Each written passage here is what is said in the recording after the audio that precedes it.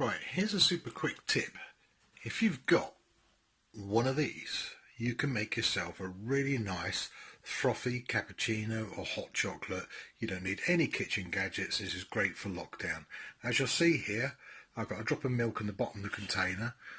I quite often put my finger on there, and actually all you need to do is just shake the thing up and down, ensuring that the milk goes through the handle like so, but shake it vigorously.